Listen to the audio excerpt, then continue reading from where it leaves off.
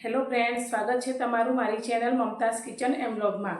તો તમને મારા વિડીયો પસંદ આવે તો વિડીયોને લાઇક કરજો, શેર કરજો અને હા, ચેનલને સબસ્ક્રાઈબ કરવાનું બિલકુલ ભૂલતા નહીં। તો આજની રેસીપી બનાવવાનું આપણે શરૂ કરીએ।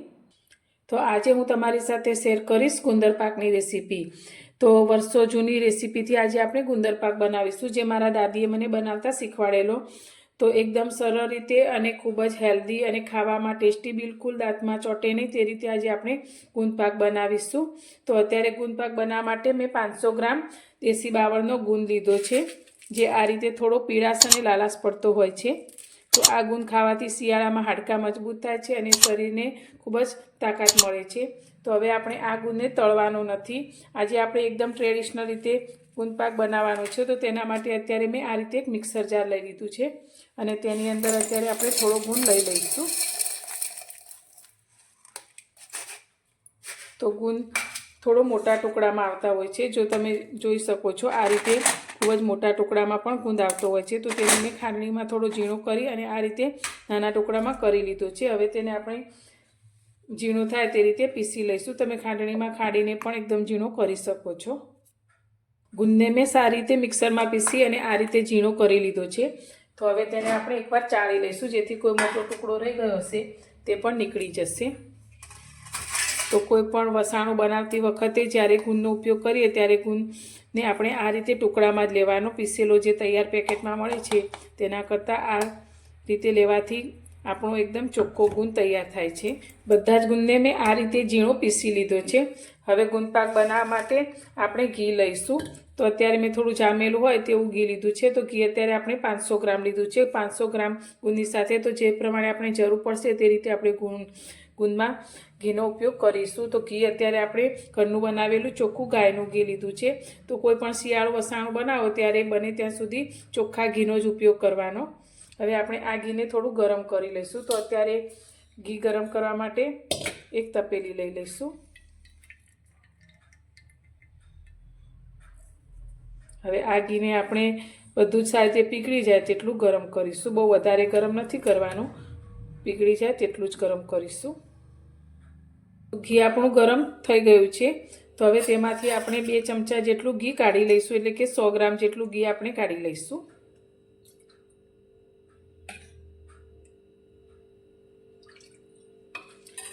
હવે આ ઘીની અંદર આપણે જે ગુંદને પીસીને રાખ્યો છે તે ગુંદને તપેલીની અંદર લઈ લઈશું।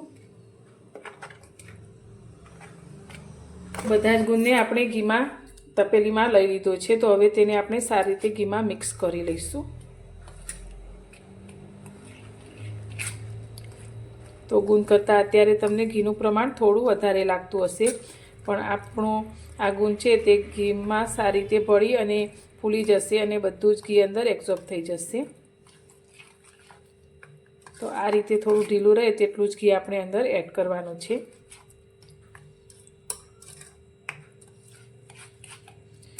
તો સારી રીતે મિક્સ થઈ ગયો છે। હવે આપણે આ ગુંદને 2 દિવસ માટે આ જ રીતે ઘીમાં રાખવાનો છે।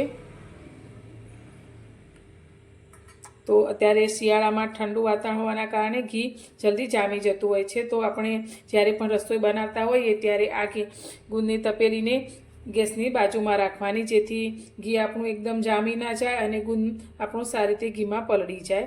તો હવે તેને ઢાંકી અને આપણે 2 દિવસ એટલે કે 48 કલાક જેવો આ ગુંદને આ રીતે જ રાખીશું। ગુંદને ઘીમાં પલાળ્યા પછી હવે આપણે ગુંદ પાકમાં એડ કરવા માટેની વસ્તુઓ તૈયાર કરી લઈશું। તો અત્યારે સૌથી પહેલાં મેં સૂકું નારિયેળ લીધું છે।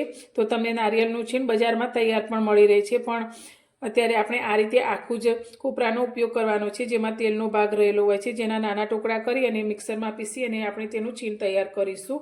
સાથે મેં અત્યારે કાજુ લીધા છે અને બદામ લીધા છે। તો બદામ અત્યારે આપણે 200 ગ્રામ અને કાજુ 50 ગ્રામ લીધા છે। તો તમે તમારા મનપસંદના ડ્રાયફ્રૂટ અને તમને જે રીતે વધારે ઓછા પસંદ હોય તે રીતે લઈ શકો છો। સાથે અત્યારે આપણે સૂંઠ અને ગંઠોડા લીધા છે। તો સૂંઠ અત્યારે આપણે 50 ગ્રામ લીધી છે અને ગંઠોડા 25 ગ્રામ લીધા છે, જે આપણે શરદી ઉધરસમાં રાહત કરે છે અને ગંઠોડા એ વજન ઘટાડવાનું પણ કામ કરે છે। તો હવે બધી જ વસ્તુને આપણે મિક્સરમાં પીસી લઈશું। ગુંદને ઘીમાં પલાળી રાખ્યા આપણને 2 દિવસ થઈ ગયા છે। તો ગુંદ આપણો એકદમ સરસ એવો પલળી ગયો છે। તો વચ્ચે વચ્ચે આ રીતે મેં ચમચીથી તેને હલાવેલો। તો તમે જોઈ શકો છો પહેલાં કરતાં થોડો કલર પણ ચેન્જ થઈ ગયો છે અને એકદમ સરસ એવો ઘીમાં પલળી ગયો છે. તો હવે આ ગુંદને આપણે એક બીજા મોટા વાસણની અંદર લઈ લઈશું.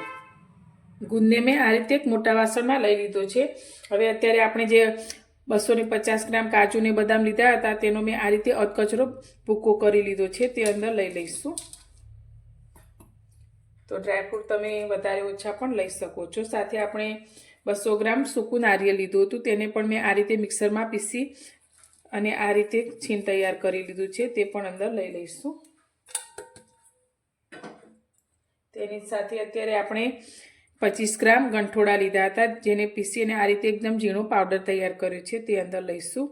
તો અત્યારે ગંઠોડાનું પ્રમાણ આપણે થોડું વધારે લીધું છે, જેથી શિયાળામાં થતી શરદી ખાંસીમાં ખૂબ જ રાહત થશે અને આપણને હૃદય રોગની તકલીફ હોય તો તેમાં પણ ફાયદો કરશે અને સાથે વજન પણ બહુ વધારે આ ઘી સાથે ખાવાથી વધશે નહીં અને વજન ઘટશે.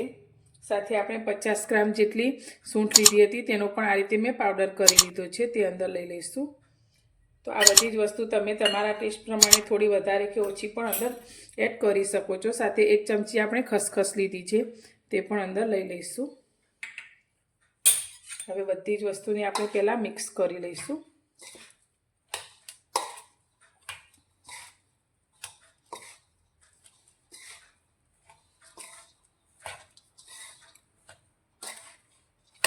તો આ રીતે ગુંદપાક બનાવી અને તમે સ્ત્રી અને પુરુષ બંનેને આપી શકો છો.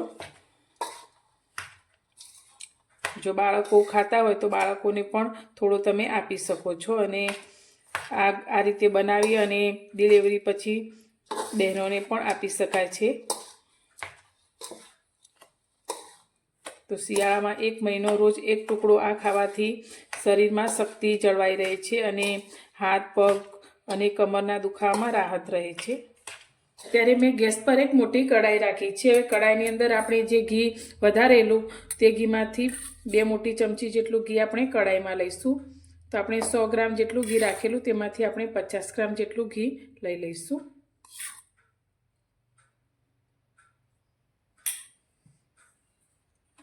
હવે આપણે તેની અંદર ગોળ ઉમેરવાનો છે. તો ગોળ અત્યારે મેં 500 ગ્રામ લીધો છે, આ રીતે ઝીણો કરીને લીધો છે. તો દેશી ગોળનો ઉપયોગ આપણે આજે ગુંદપાકમાં કરીશું. તો ગોળનું પ્રમાણ તમે તમારા ટેસ્ટ પ્રમાણે થોડું વધારે કે ઓછું પણ કરી શકો છો. હવે આપણે આ ગોળને ઓગાળવાનો છે. તો આનો કોઈ પાયો આપણે બહુ વધારે નથી કરવાનો, પણ થોડો ગોળ આપણો ઘીમાં ઓગળી જાય તેટલો જ આપણે તેને ગરમ કરીશું. તો ગોળ આપણો ઘીમાં સારી રીતે ઓગળી ગયો છે અને તમે જોઈ શકો છો આ રીતે કિનારેથી થોડો ફૂલવા લાગ્યો છે. તો હવે અત્યારે આપણે ગેસની ફ્લેમ બંધ કરી દઈશું.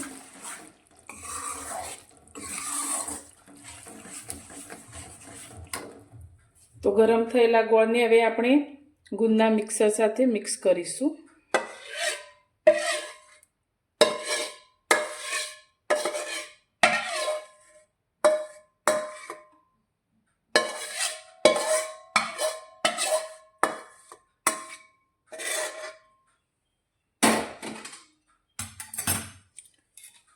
તો હવે ગોળ અને ગુંદ કોપરાના મિક્સરને આપણે આ રીતે મિક્સ કરવાનું છે.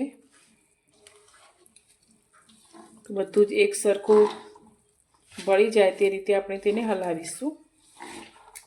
તો હવે આમાંથી તમે લાડુ પણ વાળી શકો છો, પણ આપણે આજે તેને થાળીમાં ઠારી અને તેના પીસ કરીશું. ગુંદપાકને સેટ કરવા માટે મેં આ રીતે એક મોટી થાળી લીધી છે અને તેને આ ઘી લગાવી લીધું છે. તો હવે આપણે ગુંદપાકના મિશ્રણને થાળીની અંદર લઈ લઈશું.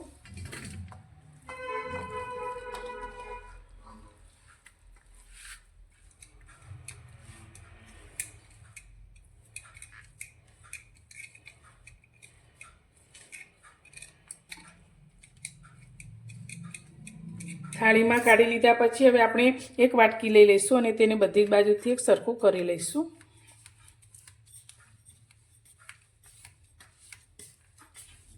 ગુંદપાકને આપણે થાળીમાં સારી રીતે સેટ કરી લીધો છે. તો હવે ગાર્નિશિંગ માટે અત્યારે આપણે ઉપરથી થોડી ખસખસ આ રીતે લગાવીશું.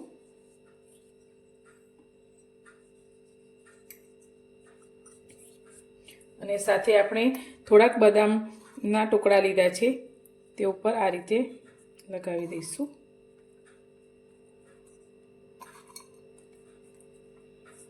હવે આ ગુંદ પાકને આપણે 10 મિનિટ માટે ઠંડો થવા દઈશું।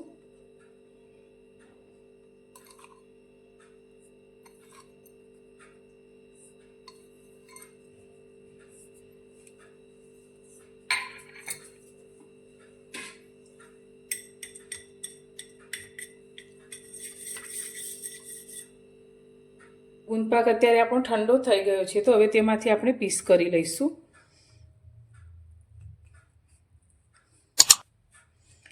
તો જે રીતે તમે નાના મોટા કરવા હોય તે રીતે કરી શકો છો।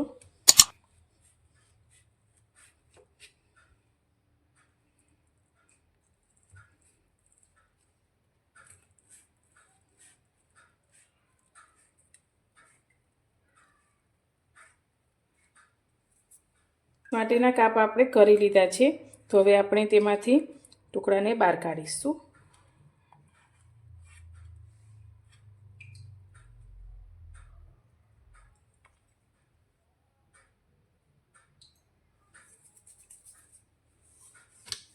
તો એકદમ સરસ એવો આપણો ગુંદ પાક બનીને તૈયાર થયો છે અને એકદમ પોચો અને દાંતમાં જરા પણ ચોંટે એવો નહીં। તો રોજ સવારે એક ટુકડો ખાવાથી શરીરમાં ખૂબ જ સરસ એવી એનર્જી રહે છે અને હાથ પગ કમરના દુખાવામાં રાહત મળે છે અને શરદી ખાંસી જેવી તકલીફોમાં પણ રાહત મળે છે। તો તમે પણ આ રીતે એકવાર ગુંદ પાક જરૂરથી ટ્રાય કરજો અને તમને મારી આજની આ રેસીપી કેવી લાગી તે મને કોમેન્ટમાં જરૂરથી જણાવજો। અને પસંદ આવી હોય તો વિડીયોને લાઇક કરજો, શેર કરજો અને મારી ચેનલ પર નવા છો તો ચેનલને સબસ્ક્રાઈબ કરવાનું બિલકુલ ભૂલતા નહીં। તો ફરી મળીશું એક નવી જ રેસીપી સાથે નવા વિડીયોમાં।